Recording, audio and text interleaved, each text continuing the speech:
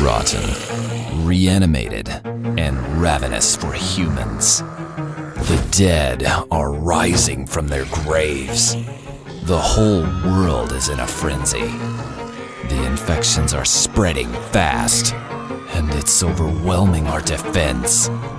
Here's how to survive a zombie apocalypse. Zombies have swarmed folklore and pop culture all throughout history. They're often depicted as insatiable, reanimated corpses, or infected people spreading a deadly virus. Either way, they're never in a good mood to come back from the dead, and they've got a craving for fresh human flesh. What should you do if you're surrounded by zombies? Do you stay put? Do you get out as soon as possible? Here's a few tips that might save your skin and your brains. Step 1. Run. Hunkering down in a city might look like a good idea. You can live in the fanciest buildings. It won't be hard to find supplies, and you'll have access to loads and loads of food. That's what I'm talking about. But food and supplies aren't the only things you'll be swimming in. Soon enough, you could be surrounded by thousands of zombies. A study by the University of Leicester theorized that in about 100 days, humankind would fall to the apocalypse. There would be less than 300 human survivors, and the zombies would outnumber us 1,000,000 to 1. So get out of the city and as far away from populated areas as humanly possible.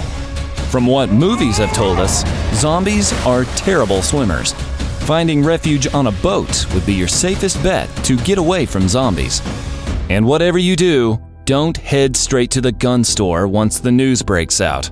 Sure, it may seem like a good idea to defend yourself, but tons of panicking people scrambling to arm themselves doesn't make for a good situation.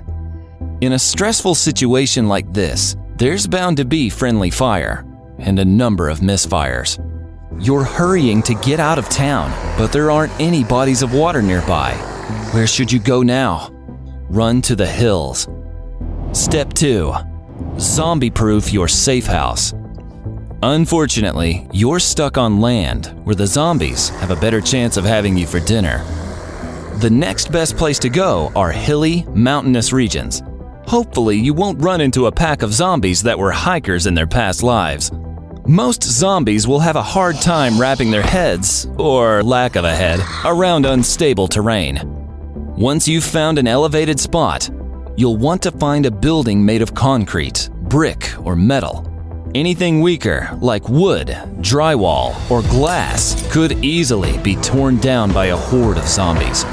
Fortify all of the entryways, barricade the doors with furniture, board up the windows, and block off your fireplace. Santa won't be paying you a visit this year. It could be a hungry ghoul coming down your chimney. All is quiet. The final board is nailed in. You're safe to breathe a sigh of relief. But you can't hide here forever. You're going to have to head out and gather some food and supplies. Get ready. Step 3. Suit up. Fashion a suit of armor out of anything you can find. Hockey pads, gloves, and a helmet to protect your brains. After all, it's better to look weird and be safe than be zombie chow. Likewise, arm yourself with anything you can find to protect yourself. When in doubt, always stay away and avoid fighting the zombies.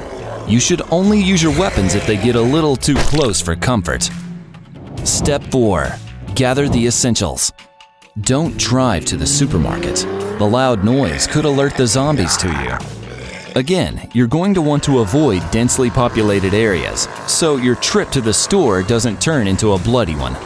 Gather enough bottled water and non-perishable items, like canned foods, to last you a minimum of a few weeks.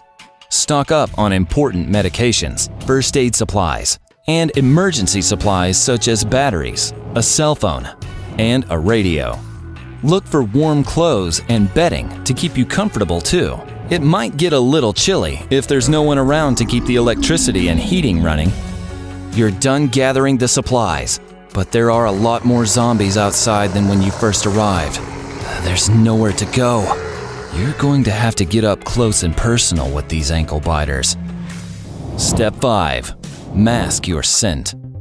You might be able to handle 1 or 2 zombies, but there are way too many out there to fight. Try to hide until they leave, or create a distraction. But if all else fails, you're going to have to stroll with the walking dead. You're going to have to smell like them too. Camouflaging yourself in zombie flesh or guts could mask your smell from the zombies, letting you walk right past them. I think I'm gonna be sick. Researchers at Doane College in Nebraska even concocted a perfume to help camouflage against zombies. They call it Eau de Death. How romantic. It uses 2 chemical compounds that a decomposing body produces, putrescine and cadaverine. The result, well, smells like rotting flesh. Maybe we could just arm ourselves with bottles of Eau de Death in a zombie apocalypse. You made it out bite-free. Now, let's wash off these zombie guts. While hordes of hungry zombies might seem far-fetched, there are lots of other things in the world that could eat us. How would you deal with a piranha feeding frenzy? Don't worry, we have just the video to help on how to survive. So like and subscribe for more survival tips.